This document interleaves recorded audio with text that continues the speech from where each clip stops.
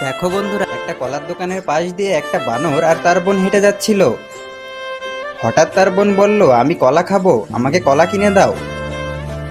কিন্তু বানরের কাছে কলা কেনার কোনো টাকা ছিল না। দোকানদার বানরটিকে চোর ভেবে লাঠি দিয়ে মারতে শুরু করলো। সেটা দেখে পাশে দুষ্টু বিড়াল আর কুকুর হাসতে শুরু করলো। বানরটি মন খারাপ করে কান্না করতে লাগলো। তারপর সে টাকা জোগাড় করতে বেরিয়ে পড়ল।